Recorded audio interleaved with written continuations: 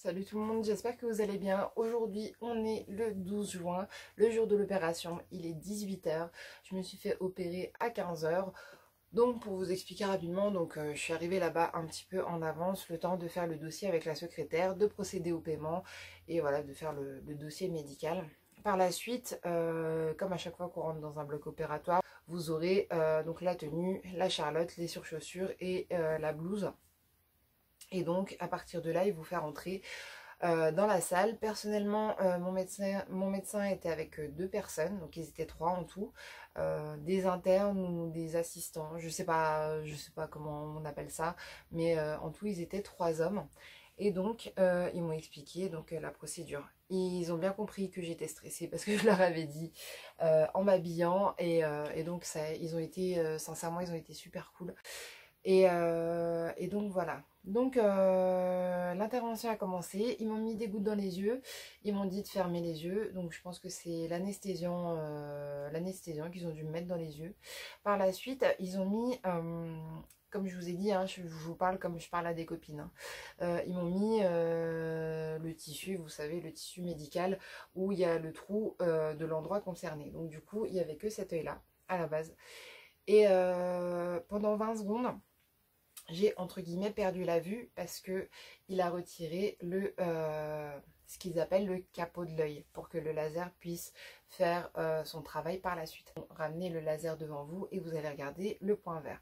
Vous allez entendre le bruit du laser, c'est impressionnant, mais voilà, vu que vous sentez rien, c'est impressionnant juste au bruit en fait finalement. Et donc par la suite, ils vont vous remettre le capot par-dessus. Et là, moi c'est comme si, quand ils ont remis le capot, c'est comme si j'avais pas mes lunettes et ils me remettaient les lunettes sur le nez. C'était super bizarre. Donc ensuite, et voilà, ils vont desserrer la pince, ils vont la retirer, hop, ils vont décaler le tissu médical, pareil, je ne sais pas comment ça s'appelle, sur le côté droit, et ils vont vous faire la même chose. Et en sortant de là, donc ça a duré franchement un quart d'heure, 20 minutes, à tout casser. Voilà, je tiens quand même à redire qu'il faut absolument vous faire accompagner parce que quand vous sortez de là, vous avez la vue trouble. Les 48 premières heures, c'est là que votre vue va se stabiliser et pas avant. C'est-à-dire que là, je me suis fait opérer à 15 h, il est 18 h, j'ai encore la vue trouble et j'ai les yeux qui n'arrêtent pas de pleurer même si j'ai mis des gouttes. Donc voilà. Au niveau de la douleur, toute l'opération, vous sentez rien parce que vous êtes anesthésié au niveau des yeux. Après, l'anesthésie se résorbe. Et là, c'est même pas de la douleur, c'est vraiment de la gêne. C'est comme si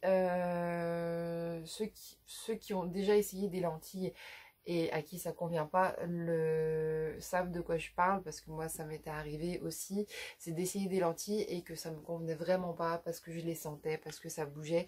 Et bah écoutez, ça me fait le même effet, j'ai l'impression d'avoir un truc sur la surface de l'œil et c'est pas agréable. Ça me fait pas mal, mais voilà, c'est pas une partie de plaisir quoi.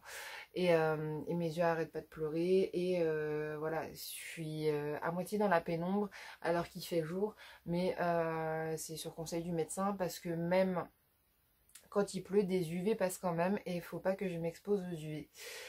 Pour vous dire, là ce soir, je vais quand même retirer mes lunettes. Là ce soir je vais dormir avec mes lunettes, mais elles sont super bien faites, c'est eux qui vous les fournissent, hein.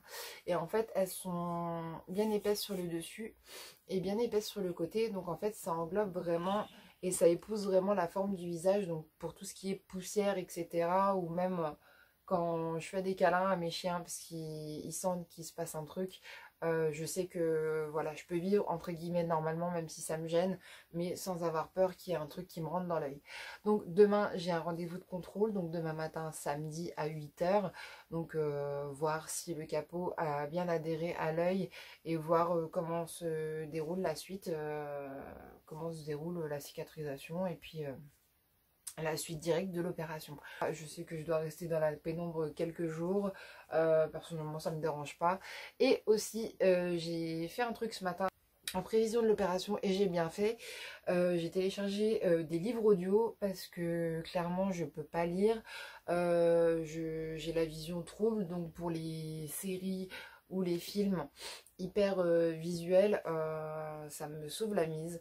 Je sais que je vais pas faire la pub pour une application ou pour une autre.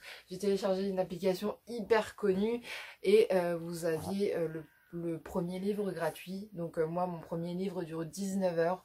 Donc après, je sais que je vais résilier l'abonnement parce que voilà, le plaisir de lire, moi j'adore lire, donc ça me permet juste de patienter. Donc voilà, écoutez, on se retrouve demain après-midi si je peux, sinon on se retrouve dans les jours à venir et je vous expliquerai, je vous dirai ce qu'il en est. Et voilà, écoutez, à plus tard. Salut tout le monde, j'espère que vous allez bien. Aujourd'hui on est le 15 juin, on est le lundi, je me suis fait opérer le samedi. Donc pour vous raconter rapidement, le samedi matin à 8 h, j'ai eu une visite de contrôle pour voir si le capot était bien remis en place, s'il adhérait bien à l'œil. Et donc on a fait le test de la vue et donc je me suis fait opérer le vendredi et le samedi à 8 h j'étais déjà à 10 sur 10 sur chaque œil. Je vais continuer les gouttes, j'ai des larmes artificielles et j'ai dû colir pendant une semaine. Le seul truc entre guillemets qui allait pas mais qui est tout à fait normal, c'est que j'avais la surface de l'œil sèche même si j'avais mis des gouttes le matin même. Je suis toujours sensible à la lumière. Là c'est pas de la... Pardon, je viens de lever les yeux, bah, là c'est pire. C'est pas de la lumière directe, donc ça me fait pas mal aux yeux. Mais je sens tout de suite quand je suis vite éblouie et j'ai toujours les lunettes à portée de main. Les lunettes, je les porte aussi la nuit parce que la nuit, quand on dort, on se rend pas forcément compte de ce qu'on fait. Et il nous arrive de se frotter les yeux. Donc je les porte la nuit, en plus elles sont bien épaisses, donc voilà, quand j'ai l'oreiller sur le côté, ça bouge pas des masses et au contraire c'est top. Au niveau pratique par la suite, je sais que pendant 15 jours, 3 semaines, j'ai pas le droit de me maquiller et je voulais vous lire des trucs que j'ai trouvés sur internet et qui vous seront bien utiles. Je vais vous lire ce que j'ai lu et en fait... ça va servir à certaines personnes, je pense. Les patients qui souffrent de maladies inflammatoires chroniques devraient s'abstenir de procéder à une chirurgie réfractive. Donc comme je vous ai dit, chirurgie de l'œil.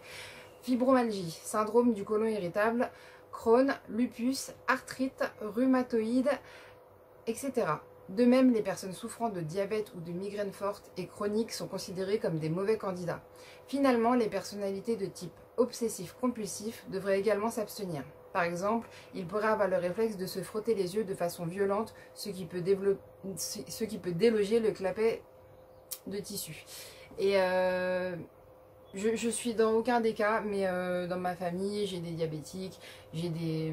voilà, dans notre entourage, on a tous quelqu'un qui a... entre guillemets quelque chose, donc ces informations peuvent être utiles. Je vous les réécrirai dans la barre d'infos, comme ça vous pourrez les relire au calme parce que je les ai lus super vite, mais voilà, si jamais ces informations peuvent vous servir, c'est tant mieux. Et voilà, il y a beaucoup de choses il y a beaucoup de choses à lire, il y a beaucoup de questions à poser au médecin, surtout si vous êtes une personne stressée comme moi, le médecin vous fera un plaisir d'y répondre.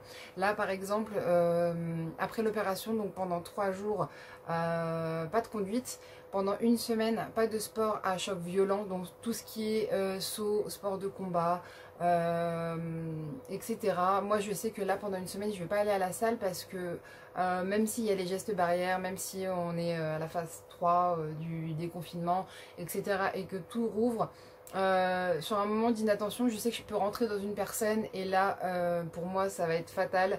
Et si je peux éviter les complications, ce n'est que mieux. Voilà, en tout cas, moi, cette opération-là, même si elle coûte cher et elle coûte encore plus cher dans certaines villes, je sais que j'ai des amis à Paris qui ont fait des devis et je vous avais parlé de 2000 euros et plus sur la vidéo d'avant.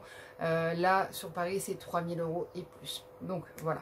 Et donc là pendant un mois environ vous allez avoir une tête de vainqueur parce que là par exemple les marques que j'ai là c'est les marques des lunettes. Pareil quand on va vous inviter vous allez y réfléchir à 2 fois, est-ce qu'il y a des enfants, est-ce qu'il y a des animaux, etc.